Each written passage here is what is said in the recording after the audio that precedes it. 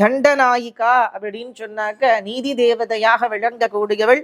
தன்னுடைய உபாசகர்களாகவே இருந்தாலும் தவறான பாதைக்கு போனாக தண்டித்து திருத்தக்கூடிய கருணாமூர்த்தியாக இருக்கப்பட்டவள் வாராகி. அந்த காரணத்தினாலே தான் தண்டநாயிகா அப்படிங்கிறதான ஒரு நாமம் அந்த பரதேவதைக்கு. அப்படி அந்த தண்டநாயிகா பரமேஸ்வரியினுடையதான பராக்கிரமத்தை தான் இந்த வாராகி மாலையிலே விசேஷமாக முதல் செய்யுளிலே இருகுழை கோமளம் தாழ் புஷ்பராகம் 2 கண்ணும் குருமணி நீலம் கை கோமேதகம் நகம் கூர் வைரம் திருநகை முத்து கனிவாய் பவழம் சிறந்த வள்ளி மரகத நாமம் திருமேனியும் பச்சை மாணிக்கமே அப்படின்னு நவரத்னங்களுமே தேவியினுடையதான வடிவமாக எப்படி விளங்குறது அப்படிங்கிறத சொல்றார்.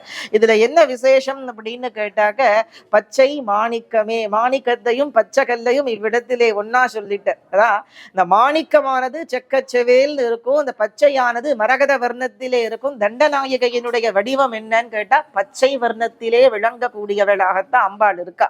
பச்சை பசேல் இந்த எமரால்டு அப்படின்னு சொல்லுவோம் இல்லையா, அந்த வர்ணத்தை உடையவளாக விளங்கக்கூடிய வாராகியோடு மாணிக்கத்தையும் சேர்த்து சொல்றாரு. எதற்காக மாணிக்கத்திற்கு அந்த ஒரு இம்பார்ட்டன்ஸ் கொடுத்திருக்கா அப்படின்னு கேட்டா, நிலை மாறா தன்மை உடையது மாணிக்கம் மட்டுமே. வைரம் எப்போ தெரியும்? இந்த வெளிச்சத்திலே தான் அது கிளார் அடிக்கும், நன்னா அது தெரியறது, அப்பதான் அதனுடைய ஒரு அழகு தெரியும். ஆனா மாணிக்கம் அப்படி கிடையாது.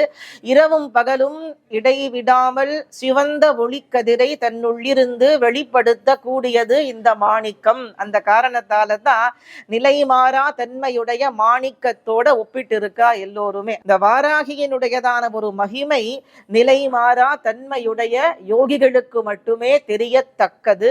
வாராகி அகண்ட சச்சிதானந்தமயி, அவளே பரபிரம்மஸ்வரூபிணி.